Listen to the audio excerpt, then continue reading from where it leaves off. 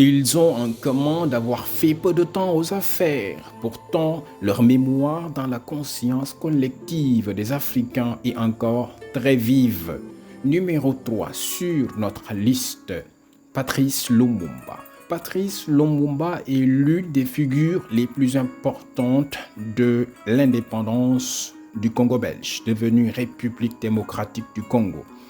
Il est surtout célèbre pour son discours virulent et souverainiste lors de la cérémonie d'indépendance du pays devant le roi des Belges. Il est arrêté et assassiné. Après seulement 4 mois au poste de Premier ministre de la République démocratique du Congo, dans les conditions les plus atroces, avec la complicité de l'ancien colonisateur.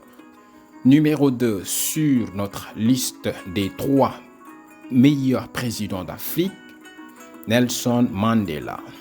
Ses 27 ans d'emprisonnement ne l'ont pas empêché d'être la figure emblématique de la lutte contre l'apartheid, ce système politique institutionnel de ségrégation raciale.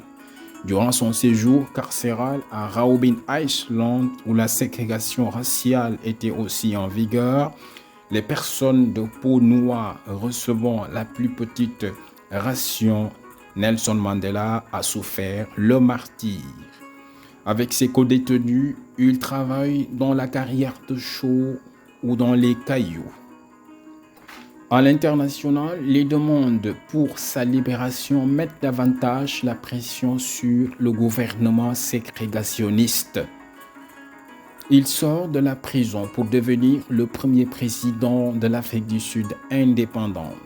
Un seul mandat lui aura suffi pour pacifier son pays, afin qu'il devienne, même sans lui, l'une des 3 plus grandes puissances économiques d'Afrique. Et premier sur notre liste des 3 meilleurs présidents d'Afrique, Thomas Isidore Noël Sankara. Même s'il est arrivé au pouvoir par coup d'État, Thomas Sankara demeure le président qui suscite plus d'intérêt chez même ces jeunes qui sont nés quand il quittait brutalement ce monde, ou même après. En 4 ans, il a réussi à éradiquer la faim grâce à une politique introvertie qui remet le Burkinabé au centre du système politico-économique.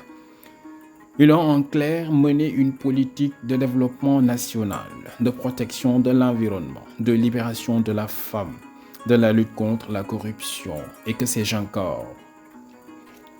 Même si ses ennemis impérialistes lui ont coupé les jambes de la marche vers le développement en utilisant ses collaborateurs épris de jalousie, Sankara a réussi ce que des dirigeants qui ont fait 10 ans, 20 ans, 30 ans ou même 40 ans au pouvoir n'ont pu réussir. Ses idées, son éthique, sa vision continuent de faire école au-delà même du Burkina Faso. La question, que serait devenu ce pays s'il avait fait 10 ans au pouvoir?